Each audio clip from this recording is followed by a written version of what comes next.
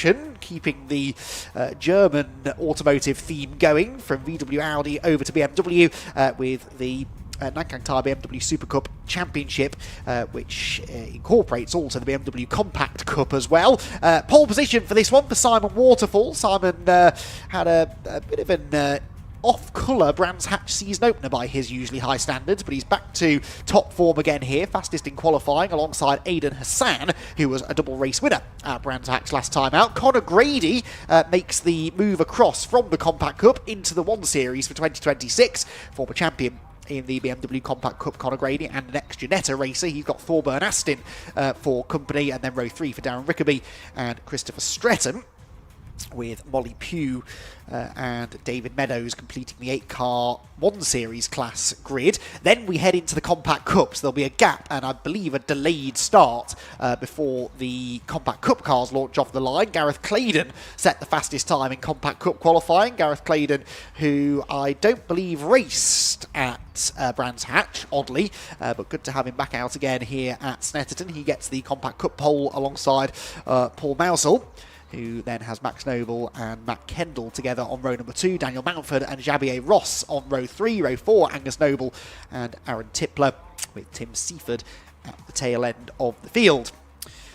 So, as I said, Aidan Hassan, double race victor in the 1 Series class at Brands Hatch. Similar story for Max Noble in the Compact Cup. We saw Max doing well in the Compact Cup in 2025, making a big step forward in pace. He's done so again now into 26, claiming both of those race victories. Second in most races within the Compact Cup was Paul Mousel, who also was the Masters winner.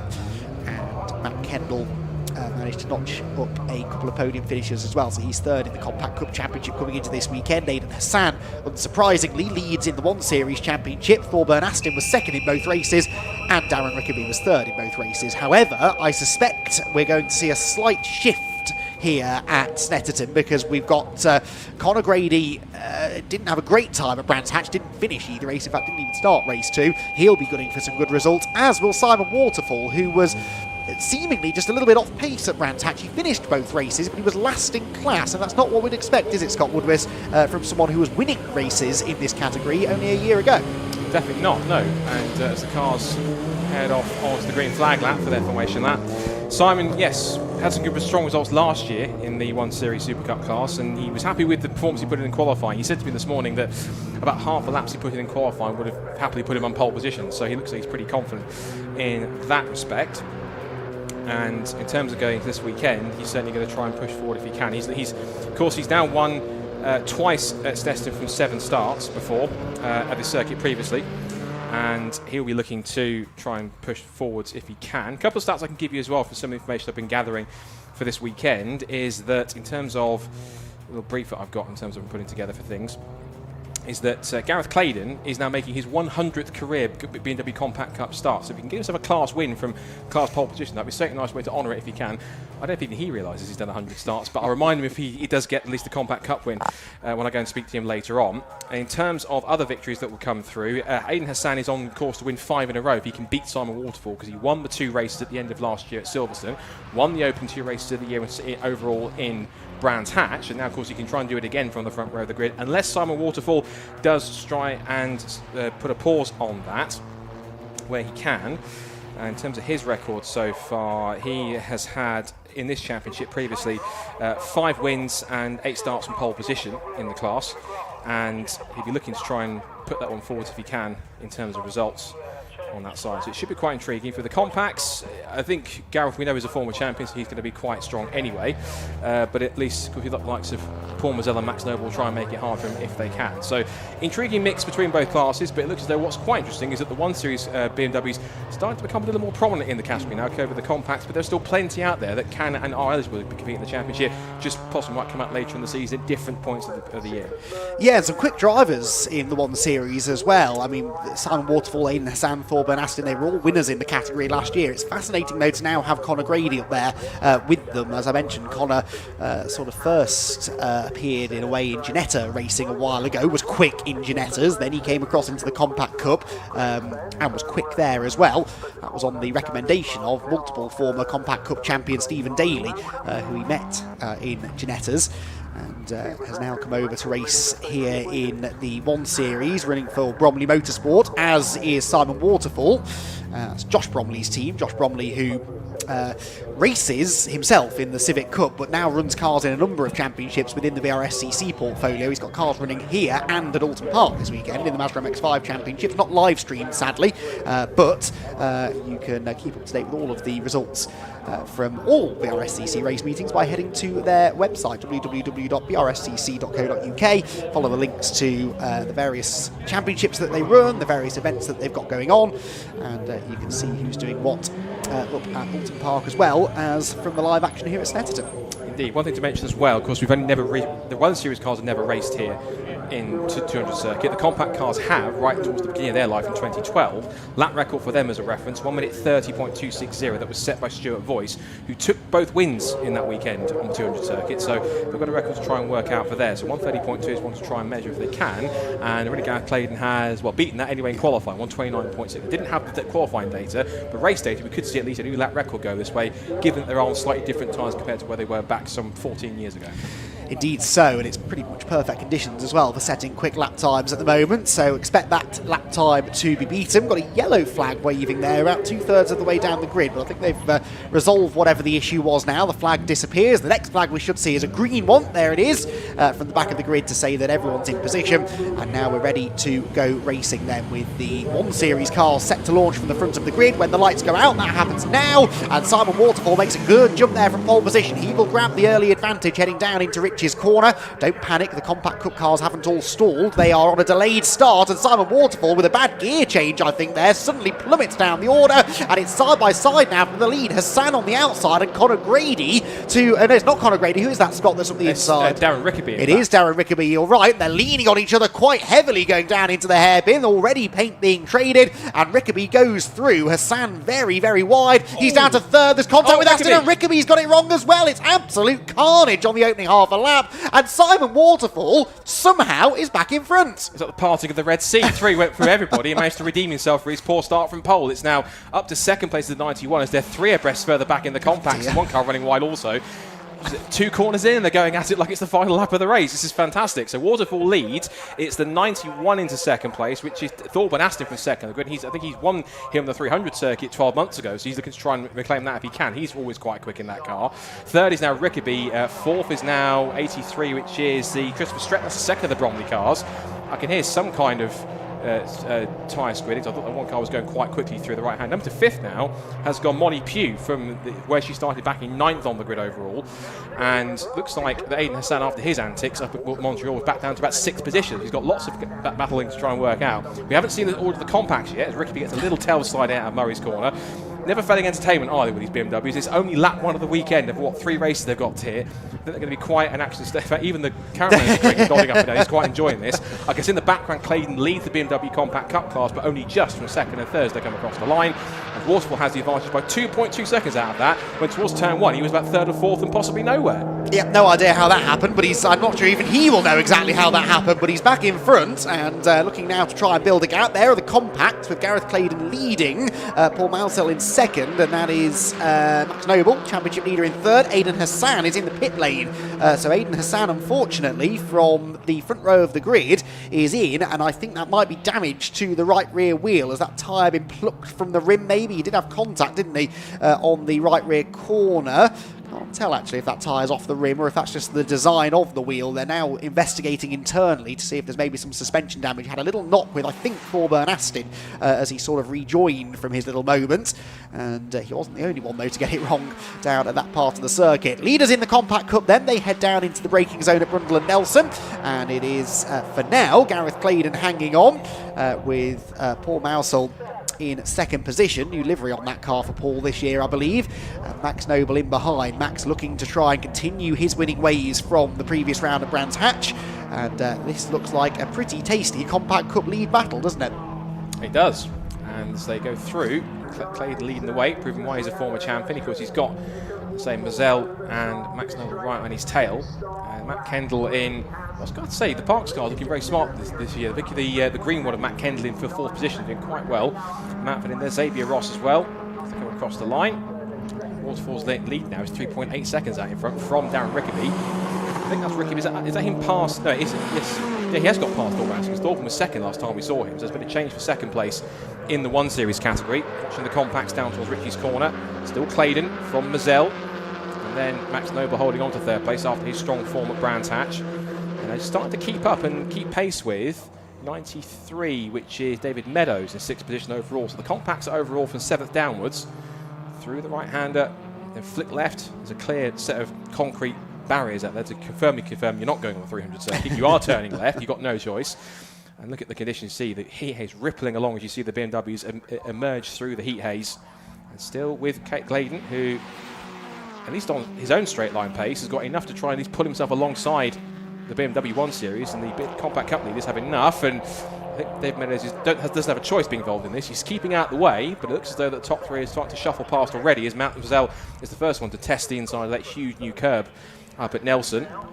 And this is actually frustrating Noble because it's for overall position, but of course Meadows isn't required to get out of the way. He's got a car that's technically faster, but Noble himself is faster pace-wise, has the inside line, and again, it's a legitimate pass. Meadows was entitled to be there, and so ultimately now it's his choice to get back towards the top 2. Yeah, that just delayed Noble though, didn't it? And so Max Noble has a bit of work to do now to close back in on the class leaders ahead. Black and orange flag for car 59. That's Matt Kendall, who is 4th in the Compact Cup ranks. Black and orange flag means that there's a mechanical issue that the clerk of the course wants the team to have a look at fixing. So he'll be dragged into the pit lane for some running repairs. Not sure what the issue is for him. It could be loose bodywork, it could be fluid falling from the car that he's maybe not aware of, but either way, race control want him off the track. Here comes a change meanwhile in the 1 Series Super Cup. Is that a drama maybe for Rickaby? Is that going slowly? Sorry, that's Claydon.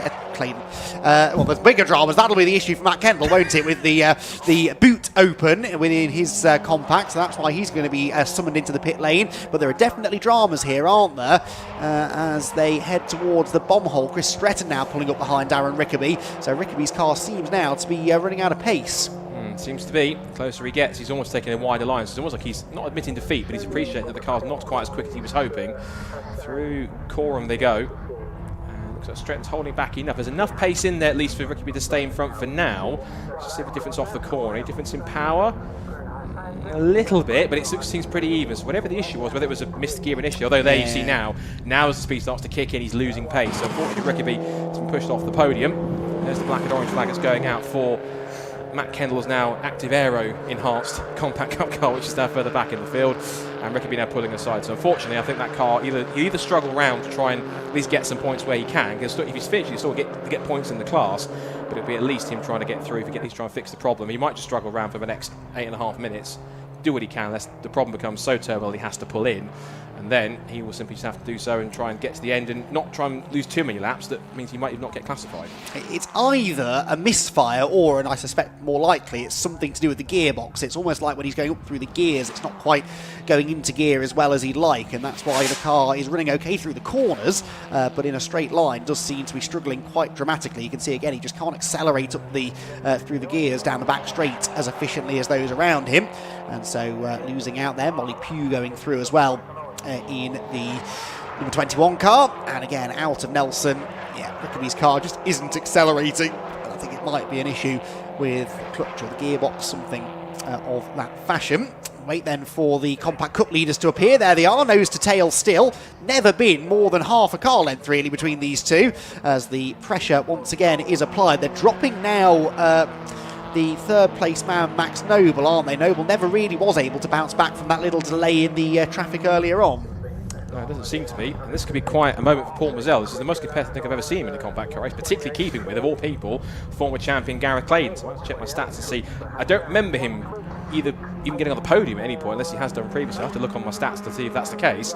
But if he can manage this at least, the second place would be excellent. And keeping pace with, of all people, Gareth Claydon, giving lots of confidence for tomorrow. Yes, he got 2 second place finishes at Brands Hatch, in fairness, did Paul, behind Max Noble, of course, on that occasion. So actually he arrives here, for what it's worth, at this early stage, second in the championship, and he's outscoring Max at the moment, because Max, as I said, has slipped away ever so slightly. Paul very sideways there, out of riches, and sort of jinks to the inside into the Wilson hairpin. He's very late on the brakes, goes for the wide line into the hairpin to try and cut back and get the speed down the back straight. He'll tuck into the slipstream. They're not the most aerodynamic of cars, the BMW compacts, and so there is a decent opportunity for some slipstreaming down the straight, and can Paul now use that to his advantage to try and make the move against Gareth Claydon out in front. He's closing down the straight, looks now to try and make the move under the bridge, jinks to the inside again. Is he late enough on the brakes? Thinks about it, but Claydon had that one covered.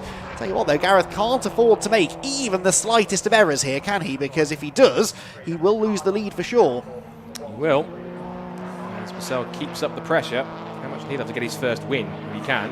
He's been of a champion ever since 2024 when he debuted at the end of the season at Silverstone, and looked pretty strong as he went through. Keeping the pressure up. I always maintain Cornwall is probably one of the trickiest corners, at least in the UK, because it's such a constant radius corner. The braking zone is so awkward. You have to try and settle the car where you can and feather it on the throttle, get all your braking done, and then turn it to get on the power to help rotate the car. It's not an easy thing to do in that corner, particularly any car, whether it's a Fun Cup car, BMW, anything that races here, front, rear, or mid-engined. It is certainly quite a tricky corner. It's not like it was before when it was a very short straight, the Russell chicane, and back through here again. It's definitely, when they made that change, made that corner one of the trickiest to get right. I think, at the very least in the UK, possibly at least even Europe, it's a very difficult corner. You don't see very many corners of that type that exist in that braking zone. So the fact they can negotiate that well is pretty good, as Claydon's having to go defensive. He's not comfortable on the racing line, but again, he's compromising that entry to get a better exit off the corner, whereas Mazel took the more traditional wider line to get the apex and come back through again. So different lines, but the approach is different, but the outcome is relatively similar. Indeed so. So once again, nothing to choose between these two as they head down into the complex at the end of the straight. Not missing anything out in front, by the way. Simon Waterfall leads now by nearly 7 seconds over Thorburn Aston, with Christopher Snetterton in 3rd position, Molly Pugh 4th, and Darren Rickaby 5th. This is the fight for 6th overall, and Paul Mousel's completely sideways over the curb. Nelson, he's been using more and more of that curb every time he goes through that corner, and eventually I felt like he was going to step over the limits, and that's exactly what he nearly did there. Just about got the car back under control, but that will have caught his attention for sure. Probably caught Gareth Claydon's attention as well, and that will tell Gareth that Paul is pushing quite hard here just to try and keep up with him, and it might actually have the effect of giving Gareth a little bit of confidence here to know that he's got the situation in hand with 4 minutes to go. I don't think he's going to be under too much threat heading down into Rich's corner this time by, as a result of that little moment up at Nelson. That's Darren Rickaby, isn't it, ahead of them, who's back out. In fact, he never pitted, did he, Darren? No, he was just falling off the pace, never actually came into the pit lane. Aidan Hassan did, but he got back out again quite soon after, which suggests it was a puncture, or a tyre off the rim at the very least, and he at least is back underway as the lead battle in the Compact Cup continues to heat up. You can't say that Paul Mazel is anything less than spectacular. He's very flamboyant when it comes to power, but flamboyant doesn't always equal fast. It might have done back in the old school days when you're on cross-ply tyres, not that much power, and very narrow tyres and narrow grip, but even with these cars that don't have the widest of tyres, but still they are quite tricky when you don't get them right. Rickaby pulls to one side, he'll lose 2 more places overall as the leaders in Compact Cup power pass. So Rickaby, I think he's simply just going for a finish here rather than anything else. Going through Brundle and Nelson, again Mazel catches up, and that car's quite loose on the rear end, but he's got a good run through the complex. Now down towards the bomb hole. Very tricky corner where you get right to the compression where the car sits at its lowest is right on the apex. Depending on how the car sits and how well the suspension is, it can unsettle the car if you're not careful or carry too much speed or just seems the wrong part. It's almost like the first corner at Croft. There's like a bump or a compression there. If you get it just wrong, it will send the car sideways and out of shape. Back through Murray's they go once again. This is now with Leah's already crossed the line by quite a margin. Just under 3 minutes to go, 2 3/4 left on the clock. As the battle for the Compact Cup lead continues. Still Waterfall out in front by 7.3 seconds. They hug the pit wall. Still Claydon from Mazel, and then from Max Noble, who is slowly catching up and creeping onto the back of the ailing Rickaby's 1 Series. And further back, this is the battle. This is Mountford versus Ross. This is for position. Ross has got past Mountford. This is for 4th in the class. Mountford keeping pressure in the yellow compact. Looks one way then the other. Darts into Richie's corner. Dancing around the rear end, but so far nothing doing just yet with just over 2 minutes to go. Yes, not for the want of trying though. There might be a move to be made into the hairpin. Look, he's much quicker out of Rich's, but the door is slammed in his face as they arrive at the braking zone. And Shabir Ross keeping Daniel Mountford behind him for the time being. Mountford, I think, has made a bit of contact either with the car ahead, or in fact nearly does again there, coming onto the back straight, because again, a gear issue maybe for Ross there meant that he was very slow off the corner. The car now seems to have picked up the speed, and that did look to me like that transition from second to third gear just wasn't quite as seamless as he would have liked, and it costs him the position again that he'd worked so hard to take a lap ago. Daniel Mountford then back into fourth position in class. He is. So still firmly in the top 5 as he works his way through, keeping firmly clear of that curb on the inside. Looks like he just simply, I think, missed a gear at some point. Leader has got to go across the line, so Simon Waterfall starts. At least the leaders have already gone through to start their last lap of the race. Yeah, I think, possibly. Well, it was minute and 43 left on the clock. So they might get 2 more laps, in fact, looking at it. So on to lap 10, so they're into double digits. Back through corner on corner they go. Mountford seems he's got enough pace. Just keep an eye on the Compact Cup leaders. They're still pretty close, but Clayton's got a couple more tenths, so about half a second now as they come back in towards Richie's corner.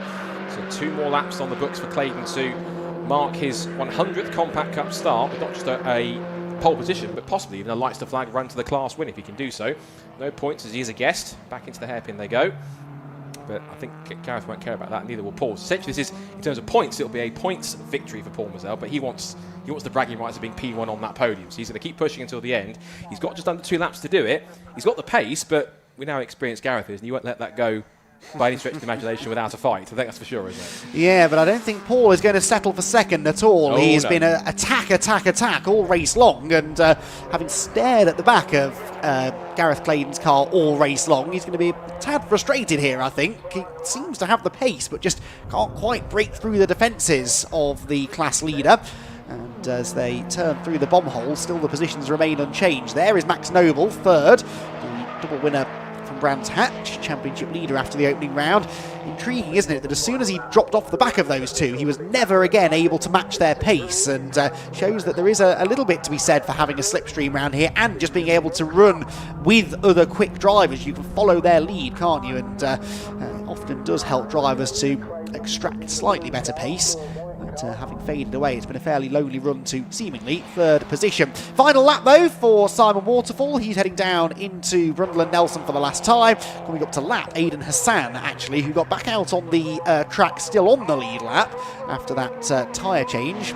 Has fallen off the pace a little bit since then. Simon Waterfall about to deliver a race victory for Josh Bromley and the Bromley Motorsport team, which itself is not a massive outfit. Josh, when he races himself, it tends to be really only him running the car. It's not a massive team that they have here this weekend either, with them being split across the 2 circuits at opposite ends of the country, but they're going to have some silverware to celebrate with tonight, because a race victory is heading their way, courtesy of Simon Waterfall, who comes out of the final corner, heads to the line, will see the checkered flag and claim the victory in the Nankang Tyre BMW SuperCup Championship, 3rd round of the championship here at Snetterton. Thorburn Aston comes home in 2nd, and it should be Christopher Stretton in 3rd position. Some way back though, Chris Stretton. In fact, a long way back is Chris Stretton. Where is he?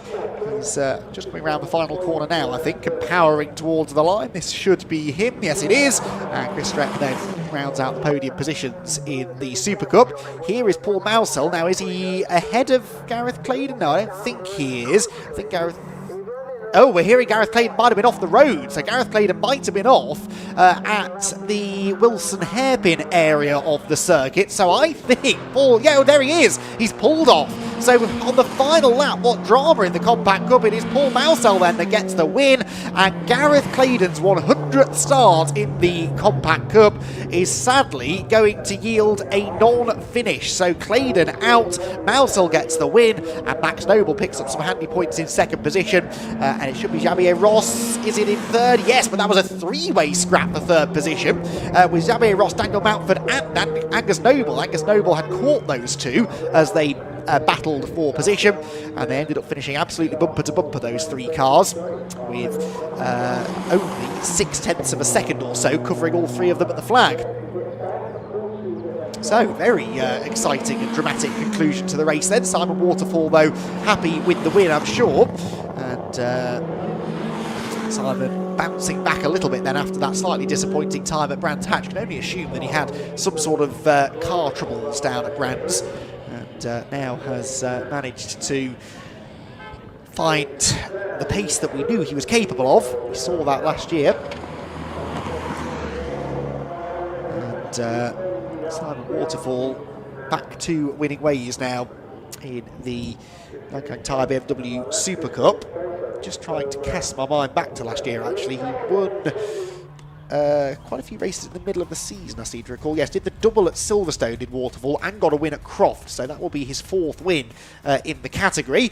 He wins, Thorburn Aston comes home in 2nd, and Chris Stretton comes home 3rd. Molly Pugh is 4th, and Paul Mousel in 5th position wins in the Compact Cup in dramatic fashion. Max Noble was 2nd in that class. Darren Rickaby had dramas, he was 7th overall, while Xavier Ross in 8th was the 3rd Compact Cup driver home. Then it was Daniel Mountford ahead of Angus Noble. Those three absolutely nose to tail, weren't they, at the flag, with David Meadows next, Matt Kendall, Aaron Tippler and Tim Seaford in 14th position. With Aidan Hassan the last finisher, because, dramatically, Gareth Claydon retired out of the Compact Cup lead. Makes no difference to the points, though. That's the point that Scott Woodward was making earlier on, because Claydon is a guest driver, doesn't score championship points, but he has unfortunately still ended up losing a win, and they'll be hoping that they can get that car sorted before race number 2. They will be back out again for 2 more races tomorrow, actually. The BMWs, 11:30 tomorrow morning is their 2nd race. We've got 1 more sprint race to come. That is for the Mini 7s. That should be an entertaining race, a 20-minute race, slightly longer that one, for the Mini 7 Championship. And then we go endurance racing, the Fun Cup Endurance Championships, 2nd round of the championship. Their 4-hour thriller is set to take us through the rest of the day. We then return tomorrow morning with our first race getting underway just before 10 o'clock. We're joined tomorrow by the Nankang Tyre City Car Cup. We also will see racing from the Silver Lake Production Cup. The Modified Ford Series are here tomorrow as well. So a busy day on the Sunday, with the majority of